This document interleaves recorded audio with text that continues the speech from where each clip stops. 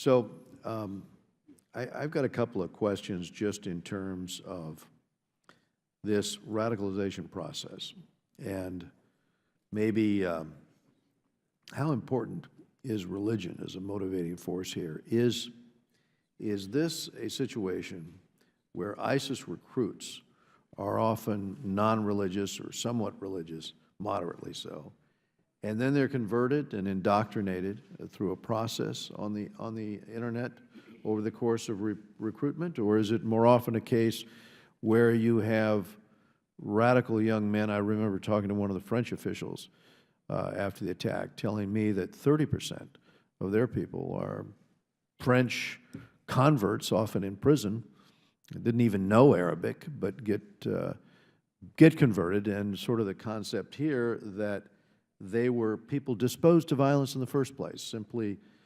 susceptible or actively accepting anything that was a rationalization to carry out violence.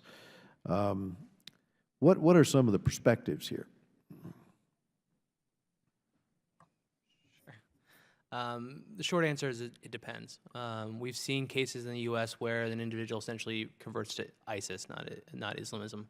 And there's a distinct difference between Islam and Islamism, and I think it's important to say that. But when you look at, we've also had cases of people that are Hafiz and have grown up in the faith and are steeped into it and then decide to join ISIS. So each case is very different on it.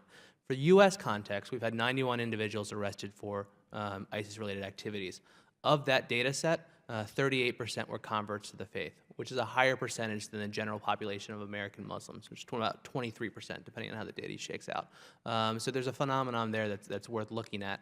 We have seen, from our research of the program on extremism, a number of individuals who are recent converts to the faith that are reaching out on Twitter and asking questions. And ISIS spotters are realizing they're naive, and they're answering those questions in a very innocuous way on religion. And over a course of a few weeks, they're answering that, and then they slowly introduce Islamist ideology into the conversation. So they've already built in their authenticity in these conversations. So there's a dynamic in play there. And it also, in terms of de-radicalization or disengagement, the role of religion depends on the individual. Sometimes it may be, like Peter said, the Salafist imam who's the most useful there, but it also may be the soccer coach. It really depends on the individual. Well, my other question is how important is the existence of the Caliphate itself, or as an example, as a sort of a vision to their recruiting efforts? If we were to defeat ISIS on the ground, take out their terrorist training camps everywhere from Raqqa and Iraq to Libya and East Africa, where they've set these things up. If you reclaimed those cities, if you occupied with those who are in deep peak camps now, if they came back and denied them the safe havens, would they lose their appeal? Dr. Newman? Yes, I think it matters, but it matters not on its own. What happened in the summer of 2014 was, of course, that ISIS declared a caliphate. But whilst it was declaring the caliphate, it was basically running over the Middle East. It was conquering a different province of Iraq every week.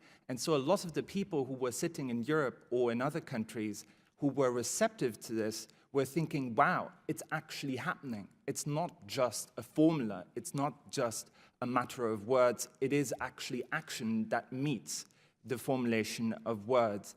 And so that's what ISIS has always been about. It's been about the combination of a religious justification, however hollow we may think it is, in combination with the projection of strength and power and success. And I would argue the reason why so many people went in the summer of 2014 is because during that period, ISIS really was projecting strength, power, and success.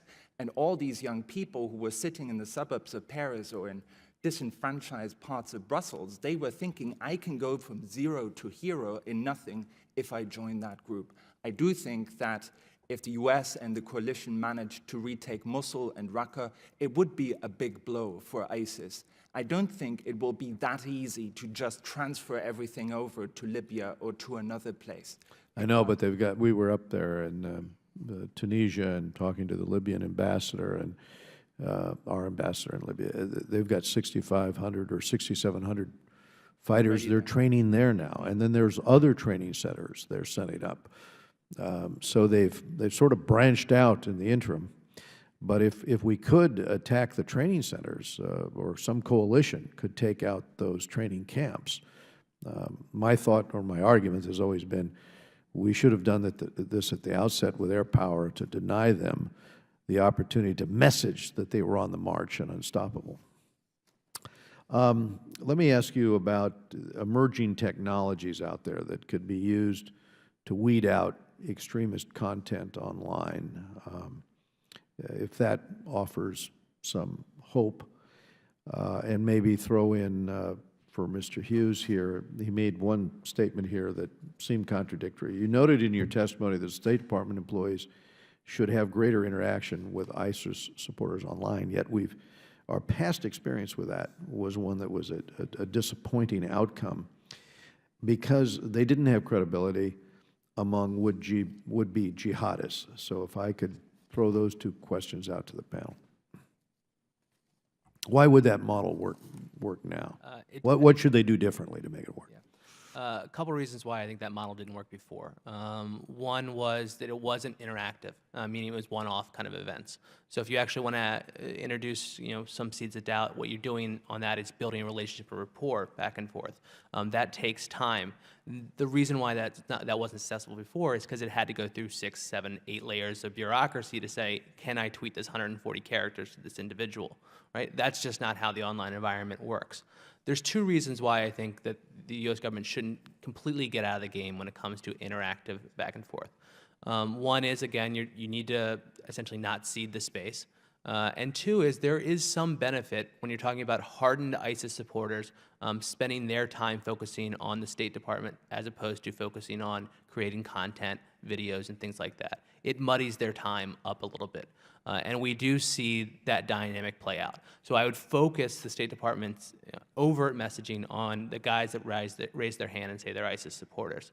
And then there's a whole spectrum of other options between white overt State Department to gray delayed attribution that DOD can do, and then the black that CIA can do in terms of counter messaging. Got it. And we need to make sure this is coordinated a little bit better than they had in the past.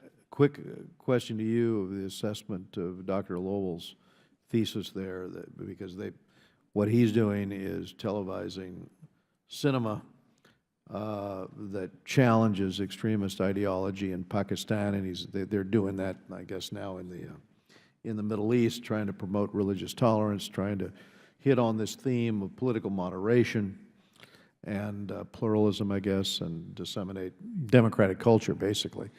Your assessment on that? I've seen Aaron's work. It's phenomenal. There's a spectrum in terms of communication things. You have the targeted messaging just on this issue, right? But there's also broad-based messaging that's more in tune and more useful to come from partners that Aaron works with, right? Because government, by their very nature, are very hesitant to get into this idea of religion, establishment clause, things like that. It makes everyone very, very uncomfortable. That's where civil society and partners can play a role. Let's address the mood music that causes people to want to be drawn to the ideology itself, and then let's slowly move down to the spectrum.